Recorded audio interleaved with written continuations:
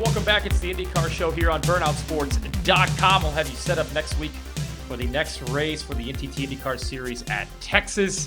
We're going to look back a little bit, though, at St. Petersburg, Florida from about 2.5 weeks ago and dive down to the Road to Indy Ladder Series. As you can see, my guest here is Myles Rowe from Pabst Racing, driver of the number 22. Had a pretty exciting and eventful weekend down in St. Pete a few weeks ago. Myles, thanks for joining us here at burnoutsports.com.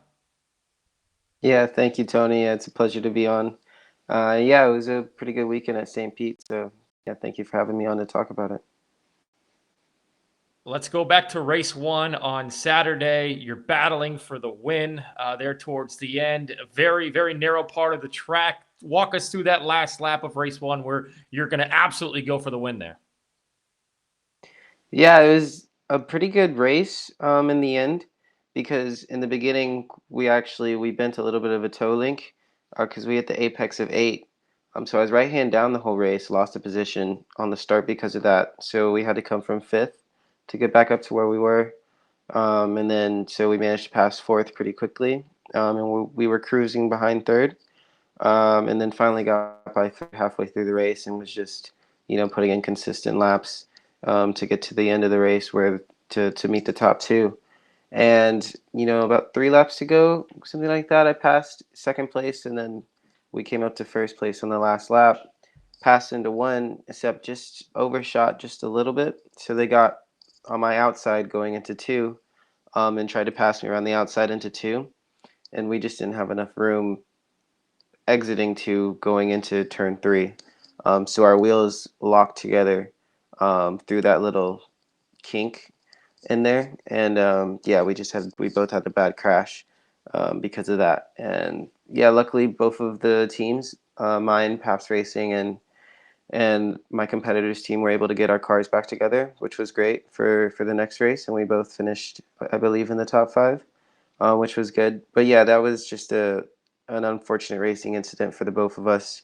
Not one of us should have backed out of it. It was just a matter of leaving each other enough room. And sometimes those things happen. But we bounced back well in race 2, which was the important thing, for sure. And we showed we had the speed Saturday or Friday, so it was just about putting it all together Saturday or Sunday. Before we get to Sunday's win, the accident occurs. You're both, like you said, adrenaline's running. They put you both in the safety car, I think, based on the replay. Was there a conversation then? How did that go between the two drivers? Yeah, we were trying to figure out, understand what happened. And obviously both of us were not happy. But, he was very respectful to me. I was respectful to him. And, we agreed to disagree. And that's how it just goes sometimes.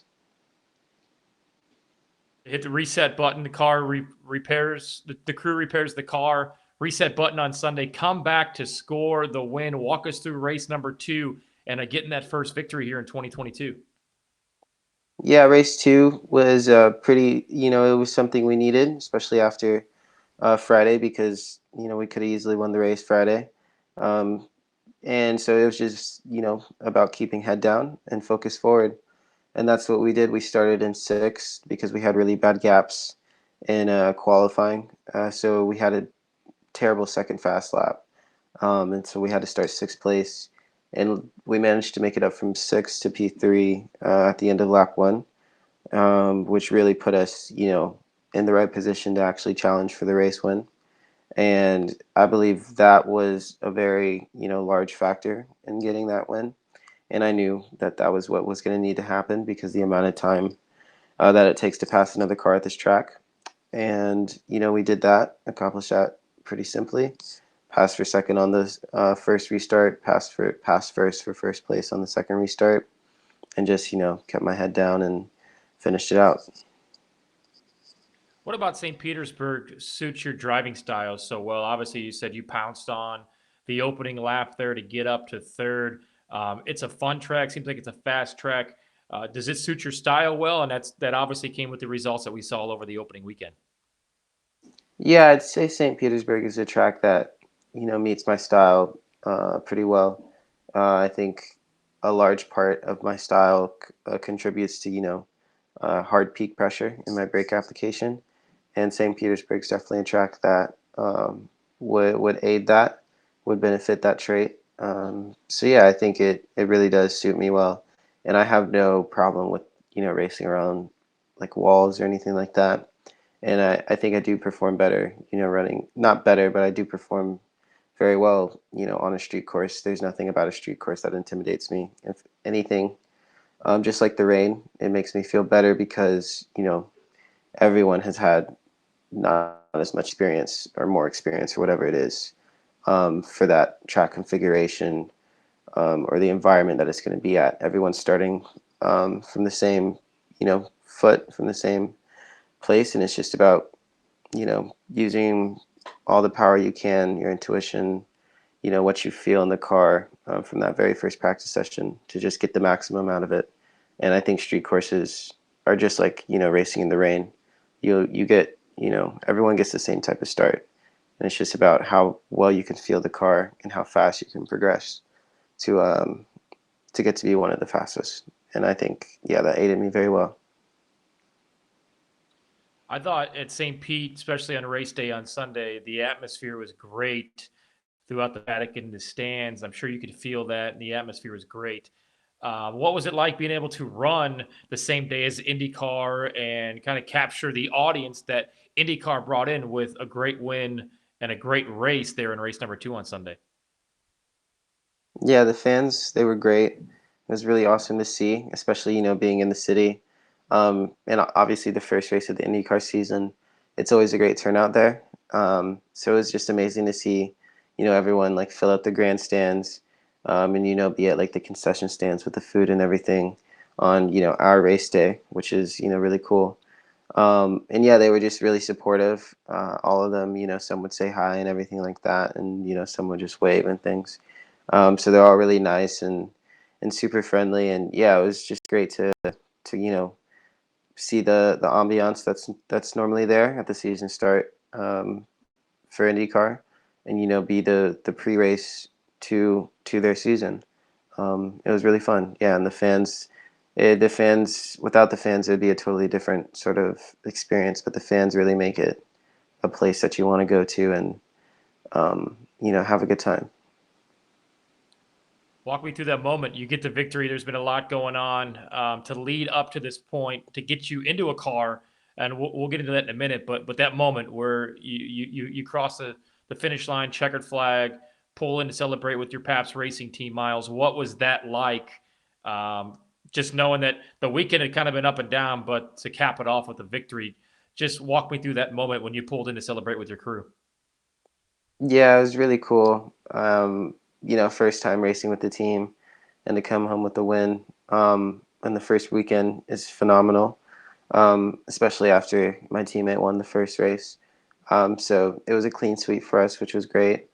And yeah, just seeing Augie's face, Augie Paps, and the rest of the crew, Dave, my mechanic and everything.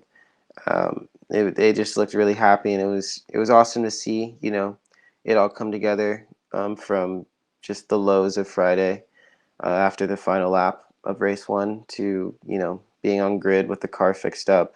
Half of the like one of the side pods isn't even painted because it's a spare part sort of a thing. Um, and yeah, to just see it come home in P1 was a really good feeling. Like you mentioned, Pabst Racing sweeps the weekend. This all kind of came together really quick for you to be in this car, and we'll talk about the races that you have in your future. But how important was it to kind of get to know these guys and to come up with any kind of chemistry heading into the weekend? Obviously, when you win the race, everybody's celebrating and that chemistry comes naturally. But leading up to that race weekend, working with a team that maybe you don't have as much familiarity with as you would like heading into the opening round. Yeah, I mean, new people, new faces, sort of a thing. But Paps Racing, uh, ask anybody. They have, it's a family, Paps Racing, and they welcomed me into the family just as much as they would anybody else, and they're super warm and just awesome to talk to. Great people um, are involved in that team and have been with that team for a very long time, and so I don't think it hasn't been any issue, to try to create chemistry or whatever it may be. It was just a blessing to have the opportunity to work with them, have the opportunity for Augie Paps to want to work with me, and build up each other together as part of a family. But yeah, it's not been any issue trying to create chemistry with them. If anything, it's just been super fun, and it's going to be a great experience through this whole year. And yeah, like they're great people. And yeah, I'm blessed to be running this season with them for sure. And are we doing a full season? Because last time we talked down at St. Pete, right after your win, it was only through Barber. Obviously, all you can do is go out there and perform, which you did. You get the victory. Has there been anything that has changed, or what does the season now look like for you, knowing that you won a race and you sit fourth in points? Yeah, so right now we only get through Barber, race 4 in the USF2000 Championship. So, we'll see how we perform there. And we'll have a little bit of time before we get to Indianapolis to try to, get some funding. But yeah, after Barber, if we don't have any funding, it will be hard to complete a full season. So the goal is to, round up, a good amount of partnerships now before it gets too late and, rushing and everything like that. Um, because we've shown the pace all year through preseason, and now in St. Petersburg race 1, and it's just about finding the right people who want to be a part of our mission. So yeah, it's we're not running a full season, but that is the goal, obviously. As the goal next year, hopefully, would be Indy Pro 2000 and the challenge for that championship. Yeah, in all forms of motorsports, and when you get to the level you are, and even IndyCar, it does come down to funding. How do you kind of keep the emotions in check without getting frustrated, knowing like I've got the talent to do this? I've proved it last year winning a race, already started the season winning a race. I just need the funding. How frustrating is that knowing that like I've got the talent to do it? I just need to find the funding. And then how do you process that? How do you go out and get the funding? I know I'm sure you got people working for you, but you're also a full-time student. So it's like you're almost balancing 3 full-time jobs at once. Yeah, that can be incredibly frustrating. But all in all, me, I've done. You need to make sure you understand the business you're being involved in, and this business, it can make and wreck careers pretty fast. So if it's meant to happen, it will happen, and I think it will happen. So I try not to worry too much and just focus on the present and what I can do now. And what I can do now is reach out to my connections, reach out to different companies that I think would pair really well with my mission ahead, and with the motorsports industry, and constantly contact different people, and just learn who would want to be a partner. And the more I do that, the more chances we have to create a partnership and to keep me, my whole family in the industry for motorsport.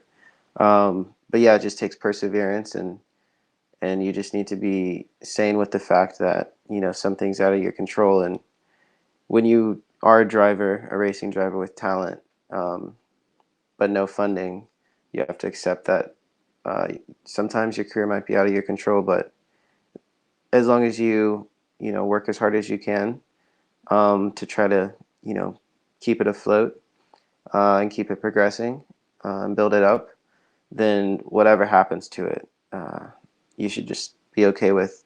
I'm just happy I have the chance to show myself, improve myself.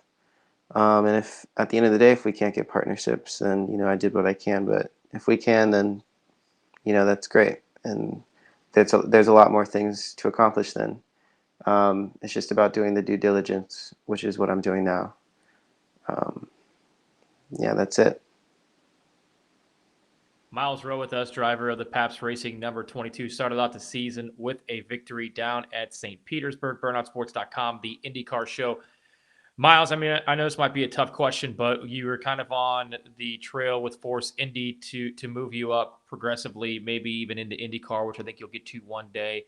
That partnership kind of went to the wayside. Talk about that process, your relationship still with Force Indy that you may have, and just kind of how that business deal went down. Yeah, yeah. At the very very end of the season, I mean, like after cars were off the track and everything, was when I discovered I wasn't going to be running with Force Indy again. which definitely hurt, abilities to, make partnerships a little bit sooner to prepare for the season of 2022. Um, and it was a shock for everyone. No one really knew what was going on. Um, but what was clear was that the USF2000 program was going to be canceled, and then the Indy Lights program was going to be start up, and that's what's happening now with Ernie Francis Jr. And yeah, that's the only thing I know now. I mean, I'm still good, especially with the crew. I'm still amazing friends with the crew. I'll go say hi to them at the track, like I saw them in St. Petersburg, and that was great. Still close with Rod and everything like that. And his wife Deb and everything. They're great people. But yeah, Force Indy's just on a little bit of a different trajectory that my experience couldn't, keep me a part of. Have you met Ernie Francis Jr. and what kind of a relationship do you two drivers have? Yeah, I met him actually for the first time and the only time in St. Pete this week, or Mm-hmm. last weekend.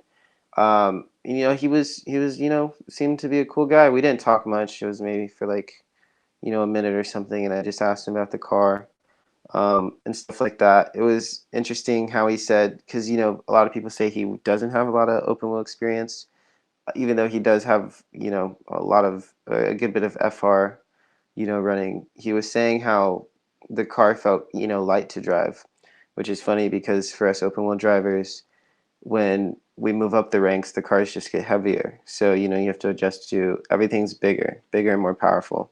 But he was saying like the Indy Lights car, which, for us USF and Indy Pro, drivers, we think it'd be heavier and harder to drive. He was like, it's easier to drive, which I thought was interesting and cool. So it was cool to hear, his background with everything he's done with like Trans Am and SRX and, other things. But yeah, he seems like a really cool, down to earth, grounded person. Will Power in the IndyCar series, as we know, Indy 500 champion, IndyCar champion. He's meant a lot to your career. Talk about how that relationship developed and how much that he has helped you get to the point where you are today. Yeah, Will, great guy. Yeah, he was just so great. I met him in Mooresville, North Carolina, at GoPro Motorplex. Uh, and when I got my first go kart in I think it was 2014. And yeah, when it was like at night, it was like a night session. We were there kind of late, and there were about two sessions where we were on track, and he was kind of running and kind of like driving in front and behind me, like letting me pass him and then like passing me and stuff like that, which was really cool and everything. And then he talked to me for like a split second afterwards, um, in the pit lane. But after that, he helped me kind of get connected back with people in the motorsports industry, um, and which has helped me tremendously. And he's helped me with like things like a simulator and stuff like that. Um, just he's helped a person who hasn't had the privilege of being able to have the financial ability to be involved in the motorsport industry, have like the basics to actually like venture out and be successful. Um, and so yeah, he's been doing that for me. I mean, the only reason, I mean, like I couldn't afford my simulator, and he gave me like a simulator, which was awesome. And the only reason I'm nearly as fast as I am is because I can use the simulator that Will, was nice enough to get for me because he knew I couldn't afford it. Um, he's just really genuine, down to earth. He really wants to make a difference, in the community. Um, and yeah, I couldn't, and yeah, he'll help me like like if I'm having a problem with like headspace or anything like that, anything mental, he'll help me, talk to me a little bit like that, help me with my mental state. He's just a really good guy, you know. Has there been any other drivers outside of Will Power? Maybe they don't have to necessarily be IndyCar drivers, but that have kind of lent that helping hand because that knowledge that you gain from a guy like Will Power or anybody else, I mean, you can't put a price tag on that because they've lived it. They've got to where they are, but there's always a struggle. So has there been anybody else that has reached out for you? Yeah, there've been a couple drivers, but nobody like Will. I mean, Will has truly made a difference in the community. Um, just with how open he is, to trying to help people. Not just, doing what he can, but how like he really puts forth effort to help. Um, I've talked to other drivers and things like that, but Will really, helps out.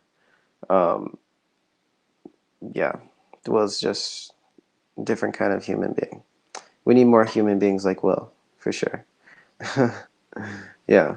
All right. Well, you're in Brooklyn. You're going to Pace University. Let's talk about your studies. What's your major? How do you balance being a race car driver on the weekends and a student and all the travel? How do you put it all together and make it work? Yeah, I mean, so it's taken a lot of like, understanding how to time manage myself, properly. Hmm. And I was decent at it last year, but I'm compared to how I am at it this year, I was terrible last year. So like, and that was because, I was getting back into racing for the first time in so long. And trying to balance it all out was a little bit difficult. But yeah, I have it down this year. I have like a whole, system of how I go out throughout my weeks and my months. How much time I have to do certain activities, like taking photos. How much time I'm dedicating to practicing. Watching racing videos. How much time I'm dedicating to my schoolwork. What I need to do each day. It's taken like a lot of attention on this system that I'm building to make sure that I can attack each one of my activities that I want to pursue um, as strongly as I would if I didn't have multiple activities. Like if I had the whole day to do racing, I'd spend a certain amount of time on it. So this system helps me still spend that amount of time on these activities, but breaks it up efficiently. Um, and it's always updating that system of mine. But just waking up every day, meditating, um, to eating after that, and then looking at the system and making these little corrections and everything each and every day help me pursue all these things accordingly so I can do them to the best of my ability.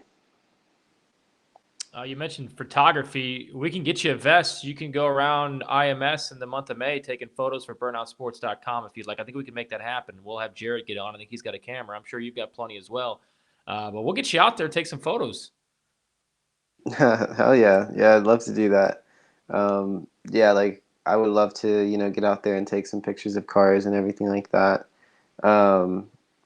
Anything that anybody would want me to do. My dream outside of racing is to be, a photographer for, some clothing company or a magazine or something like that. Or like a creative director, for a company of sorts. So any project, anything that I can be a part of where there's a camera in my hand to help like, broaden or, strengthen a vision of a company, I'm happy to happy to do.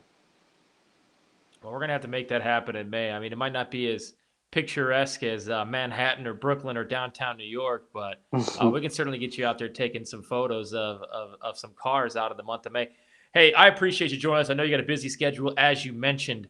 I do try to end these with the same three questions. So take your time on your answer. Think about it. I know you've kind of got into it a little bit. But in racing, what's been your biggest break? What's been your biggest struggle? And what's been your biggest moment so far in your career? So my biggest break in racing definitely was New Jersey last year, winning the USF2000 race at Thunderbolt Raceway in New Jersey was awesome because that was when I became the first black driver to win an IndyCar sanctioned event. Um, and then you said what my biggest struggle in racing? Um, I'd say I'd say honestly my biggest struggle was when I was in go-karts when I was 14, and I just came out of rental go-karting, and I didn't really do many go-kart races before this, and this was my own kart. Um, I don't even know if we had a tuner. I entered this national race, and we just kind of struggled. Like, we didn't struggle. We were mid-pack. We were still kind of, quick. But, for my aspirations for how quick I knew I could be, going to a few of those races and being mid-pack and even like a little bit lower than that was hard to take. Um, especially like being, the only one who looks like me out there, not seeing anyone who I can, visually relate to, so that having that definitely made you want to be a little bit better sometimes. Just that little bit more too sometimes. So, I put a lot of pressure on myself then. So that was definitely a struggle for me. But then we got better, that was just lack of experience. And that was a struggle, not being able to get the experience because, financially it's just hard to do. Um, and then what was the third question? It was my worst struggle, Uh, my biggest break. you're, yeah, but then your biggest moment so far, maybe like you mentioned, it was the win last year. So I think you covered it Yeah. there. But yeah, just that moment that you felt like, damn, this is great. Like this is the top of where I've been so far. Yeah, I mean, I wouldn't say the top of where I've been, but when I, signed the contract last year for Force Indy and was, officially on the team, and then I started seeing the suit and everything like that. That was a big moment for me, because I was out of racing for 4 years, and to be in, I was like what 20, something like that. I wasn't like 17 or 18, sort of a thing. So I was like getting older, and that possibility of not actually, achieving your dream of being an IndyCar driver, a Formula Car driver, which was what my dream was. That possibility was like really shrinking, like really fast as like months went by. Um, and then so I signed that contract. It became official, and then that was just a big moment to be like, it's not the dream's not dead yet, and we're still going. Um, and what I think I knew I could do, I'm back in it. Like I still can do it. Because before that, it was really looking like I probably might not be able to do that. Um, so yeah, that was a great moment. Signing a contract, being official with Force Indy after being 4 years out, of driving anything close to a race car. Let everybody know, Myles, where they can find you on Twitter and Instagram, and where they can follow along your career. Yeah, so you can follow me at Ocean by MR, which stands for basically Ocean by Myles Rowe. So a lot of people, they call me Ocean. That's my nickname. Long story. And so yeah, that's basically the names that I'm calling like my creative ventures, my creative brands. So if I'm doing photos, that's by Ocean, sort of a thing. So you can follow me at Ocean by MR. We love it. Hey, thanks so much for your time. We'll be following you down in Barber as you go for another win. Definitely hope we see you in a race car in the month of May. Thanks so much for joining us here on the IndyCar Show, burnoutsports.com, Myles, and we'll see you here soon. Thanks, Tony. I really appreciate it.